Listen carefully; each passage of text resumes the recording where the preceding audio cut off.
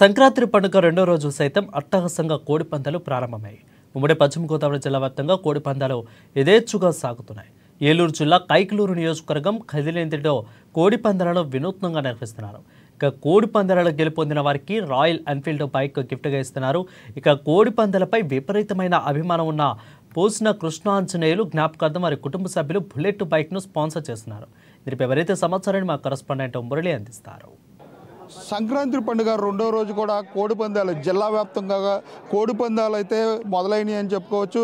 జిల్లా వ్యాప్తంగా ఉన్న అన్ని బరులు అంటే భీమవరం, అలాగే జంగారెడ్డిగూడెం, ఏలూరు, అలాగే కల్దిండిలో కూడా కోడి పందాలు రెండో రోజు మొదలైన పరిస్థితి అయితే ఉంది. ఇప్పుడు విజువల్స్లో చూడొచ్చు, వేలాదిగా అంటే దేశ విదేశాల నుంచే కాకుండా బెంగళూరు, హైదరాబాద్ నుంచి నగరాల నుంచి కూడా కోడి పందాలు వీక్షించడానికైతే వేలాది మంది వచ్చి కోడి పందాల బర్లు వద్ద కోడి పందాలు వీక్షిస్తున్న పరిస్థితి అయితే ఉంది. ఇప్పుడు మనం కైకలూరు నియోజకవర్గం కల్దిండి బర్లు వద్ద ఉన్నాము. ఇక్కడైతే వినూతనంగా రాయల్ ఎన్ఫీల్డ్ అంటే వరుసగా 9 పందాలు ఎవరైతే గెలుస్తారో వారికి రాయల్ ఎన్ఫీల్డ్ను కూడా బహుమతిగా అయితే ప్రకటించారు. ఈ కోడి పందాలతో పాటు ఈ రాయల్ ఎన్ఫీల్డ్ కూడా తీసుకువెళ్ళడానికైతే ఈ బుల్లెట్ను బహుమతిగా ఏర్పాటు చేశారు నిర్వాహకులు అని చెప్పుకోవచ్చు. ఇక్కడ పోసిన కృష్ణాంజనేయులు జ్ఞాపకార్థం అయితే ఈ బుల్లెట్ను బహుమతిగా పెట్టారు. దీనికి సంబంధించి మనతో మాట్లాడడానికి ఇక్కడ నిర్వాహకులు ఉన్నారు. చెప్పండి సార్, ఈ కోడి పందాలకు సంబంధించి ఏ విధంగా చూడాలి, అసలు ఏం జరుగుతుంది ఇక్కడ? ప్రతి సంవత్సరం మేము సంక్రాంతి సంబరాల నిమిత్తం ఇక్కడ కోడి క్రీడ అంటే కోళ్ళని పోటాడిస్తూ ఉంటాం. అలాగే కోళ్ళ అందాల పోటీలు కూడా పెడతాం. ఏదైతే బాగుందో జాతులు అందాల పోటీలు అవి పెడతాం. అందులో సెలెక్టర్స్ ఉంటారు. ఆ సెలెక్టర్స్ అనేవాళ్ళు ఏదైతే వాళ్ళు సెలెక్ట్ చేశారో దానికి బహుమతుల కింద ఇస్తూ ఉంటాం. అట్లాగే కోడి క్రీడ కోడి పందాలు వేసిన తర్వాత వాళ్ళకి బుల్లెట్లని ఏదో చిన్న చిన్న బహుమతులు ఇస్తూ ఉంటాం. మా తమ్ముడు కృష్ణాంజనేయుడు కాలం చేశాడు, సంవత్సరం క్రితం కాలం చేశాడు. ఆయన నిమిత్తం మాతో పాటు ఉండే మా స్నేహితుడు సత్యబాబు అనే అతను, వాళ్ళిద్దరి నిమిత్తం 2 బుల్లెట్లు అనౌన్స్ చేయడం జరిగింది. ఎవరైతే ఎక్కువ పందాలు కొడతారో వాళ్ళకి బుల్లెట్లు ఇస్తాం. అంటే ఈ బుల్లెట్ని గెలుచుకోవాలంటే ఎన్ని పందాలు గెలవాలి, దానికి గల ఆంక్షలు ఏంటి?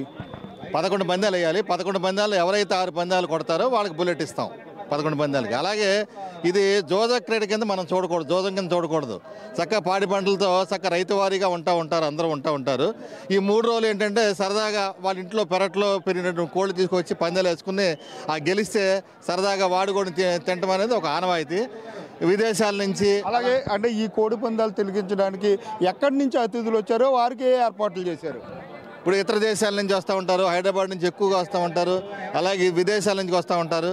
అని వాళ్ళందరికీ కూడా ఈ కోడి గెలుస్తుంది కదా, దాని కోదాన్ని వండి పెడతా ఉంటాం. అది మాకు ఒక సాంప్రదాయంగా భావిస్తాం. అట్లాగే గారెలు, కోడి మాంసం అనేది సంక్రాంతికి అది ఒక ఫుడ్ కింద మనకి ఇష్టమైన ఫుడ్ కింద చెప్పుకుంటూ ఉంటారు. కొత్త అల్లుళ్ళకి గారెలు, కోడి మాంసం పొద్దుటే అది టిఫిన్ కింద పెడతా ఉంటారు.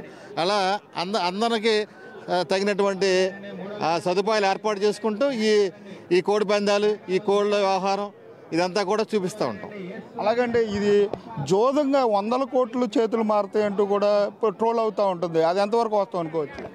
అది ఏదో బుక్కీలు అలాంటి వాళ్ళు ఎవరో చేసుకుంటారు తప్ప ఇక్కడ రైతు వారీగా సంవత్సరాలు పాడైపోయే జోదాలు అయితే ఆడరు. సరదాగా ఆడుకుంటారు తప్ప వస్తారు. చక్కగా చెరుకు రసం ఉంటుంది, ఇక్కడ ఐస్ క్రీములు ఉంటాయి, పుచ్చక ముక్కలు ఉంటాయి, అలాగే మళ్ళీ వేరే ఐటమ్స్ ఉంటాయి. తింటూ ఉంటారు, సరదాగా అటు ఇటు తిరుగుతూ ఉంటారు తప్ప కోడి పందాలు తిలకిస్తూ ఉంటారు తప్ప ఎక్కువ డబ్బులు పోగొట్టుకోవటం, సంవత్సరాలు పోగొట్టుకోవటం అనే కార్యక్రమాలు ఇక్కడైతే ఉండవు. ఏదైనా వేరే చోట ఉంటాయేమో తప్ప ఇక్కడైతే ఫ్యామిలీస్ చెడిపోయేంత కార్యక్రమాలు జోదం అయితే నడవదు. సరదా అంతే. ఓ 10,000 పోద్ది, 10,000 వస్తుంది అంతే, అంత మించే ఉండదు. అంటే ఈరోజు ఎన్ని జోడీలు అంటే జోడీ పందాలు ఎన్ని జోడీలు జరిగే అవకాశం ఉంది ఇక్కడ? ఇవాళ ఒక 20 జోడీలు జరుగుతాయి. 11 పందాలు అయితే 11 పందాల్లో 6 పందాలు ఎవరు కొడితే వాళ్ళకి బుల్లెట్ ఇస్తాం. మిగతావి కూడా ఉంటాయి, మిగతా పందాలు కూడా ఉంటాయి. ఒక 20-25 పందాలు అయితే జరుగుతాయి. రోజుకి ఒక 20 పందాలు జరుగుతాయి. అలాగే మీరు ఎక్కడి నుంచి వచ్చారు సార్? అసలు ఏంటి? మేము చలపల్లి నుంచి వచ్చాం. చెప్పండి. ఈ పండగ 3 రోజులు కోడి పందాలు రావడానికి కారణం ఏమంటారు? ఇది మన సాంప్రదాయం. అందుకని ఈ పండగ 3 రోజులు సంక్రాంతి కోడి పందాలు వేసుకుంటూ అదొక ఆనందం, అదొక సాంప్రదాయం. అది అలాగే చూడొచ్చు అంటే ఈ పండగ 3 రోజులు కూడా సాంప్రదాయ ప్రకారం కోడి పందాలు నిర్వహిస్తాము. అంటే ఇది జోదం కాదు, ఎవరైతే కోడిపుంజు ఎవరైతే గెలుస్తుందో వారే గెలిచినట్లుగా మేము భావిస్తాము. అలాగే ఈ స్మారక అవార్డులు కూడా ప్రకటించాం. అంటే వరుసగా 11 జోడీలు కోడి పందాలు వేస్తాయి.